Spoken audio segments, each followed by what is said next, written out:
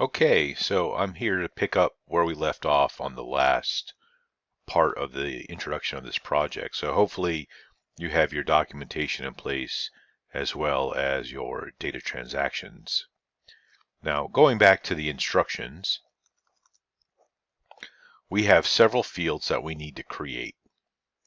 So to keep this simple, what I'm going to do is show you where we're going to create these particular fields, and then I will show you how simple it is to put in these particular formulas. So I'm looking specifically at this portion of the assignment. Step number 6, I'm going to assume that this is something that you can manage on your own. So I will let you deal with that. But I want to make sure that I have some information ready for you regarding the calculated columns here. So we have to create a column of total sales, total costs, and total profits. So what I'm going to recommend is you go to your data transactions and you create a field that says total sales, total costs, and then total profits. And I've given you some formulas on what to do or what you need to be able to create those. So for example, total sales is the price times how many is sold. So if I look at my data set, you can see that column F here is my price and column G is the amount that is sold. I'm going to readjust the width of this, by the way, just so we can see it a little better. I don't like that width. I'm going to readjust it to just 9. And I will do the same over here. So sales is going to equal the price times the number sold. And I just simply want to copy this down to the rest of my data. So I just double click on the little green square and notice everything gets calculated. Cost is going to be equal to the unit cost times the item sold. And then again, once I have my formula in, then I go ahead and copy that for the rest of my data set. The last thing I need to do is total profits. Every business major should know that sales minus costs equals profits. So this is nothing more than equals to sales minus costs. That is my profit. And then I will copy that down for the rest of the data set. One thing I did not do in this instruction is show you how much data is actually here. Now, if you can look at the ID number, I'm going to hit Control down. You can see that it goes from 0 to 299. So with 0 being the reference, you can see that there are 3,000 data sets or 3,000 transactions in this data set.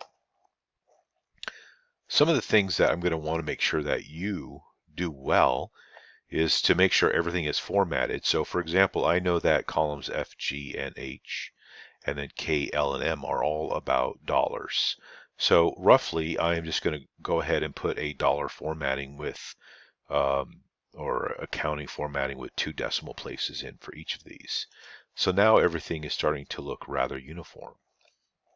Let's go look at number 8. Now in number 8, which is this, I gave you some functions that you will need to use to be able to determine the basically calendar moment in time with your data set. So let's go back to our data. Remember, this is month, day, year, and quarter, and I have given you the functions to be able to place into that. So here at the very end, I'm going to put month, day,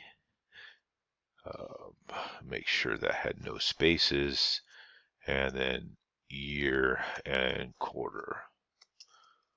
Now, the formula for month is nothing more than month, and then it asks for a serial number. That serial number corresponds to the date, which is in column I. And you see that once I use month and the serial number of the date, it gives me month number 9. And you can see this is really easy. Day is nothing more than applying the same formula, or the day formula in a similar year. Year is the same. And I can select these 3 and then copy those rest of the way down. And these should just remain as integers as they are. And this is going to be valuable for us at a certain point if we wanted to calculate everything that is in the month of September. We will just look for month where month equals 9. So that's helpful. Same thing with quarter. So I gave you a little bit more complex formula here. Let's go back to our instructions so we can see it. Here it is, round up month. We have to put the date column in, divide it by 3, and we round up with 0 places. So this is a nested function. It is the month function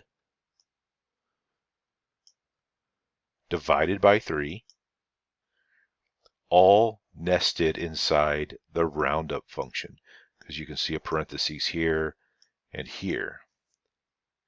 And that little comma right there is really part of the roundup function. All right, so let's go ahead and apply this real quick. Now I'm doing this rather quickly because I know that with the training that you've had, you should be able to apply this with just a minimal amount of guidance. So here the easy way of doing this is first start with doing the month scenario. So this was month of the day of the date divided by 3. So that's what this gives us. And you notice when we do that, it gives us some kind of date formula. What we need to do is make sure that this is back to general. All right, so up here, I'm going to work in the upper left-hand side of my screen. And here I already have that month formula. Now what I want to do is put this in parentheses. And now I'm going to do a round up formula. Now the round up formula actually has 2 components. It has the number and also the number of digits. In fact, where my cursor is right now, since it's over the roundup portion of what's in my formula bar, I can just simply hit the insert function option, and then this portion will pop up, this little dialog. In this dialog, all that I have to do is notice that my month formula that I wrote previously is already there. The only thing I have to do is include the number of digits I want to round, and previously I said that was 0. I'm going to hit OK, and if you look right up here, this is nothing more than the formula that I gave you. So that is the quarter. So this transaction right here occurred in the 3rd quarter of the year, and that makes a lot of sense because September exists in the 3rd quarter. I'm going to simply copy this down. So that is the data that you'll need to be, that's how you'll need to include your calculated columns inside your data set. Of course, I am going to save my data. Now, this next step will most likely not have a video associated with it. But you have to create a set of descriptive statistics. And this set of descriptive statistics is all listed here.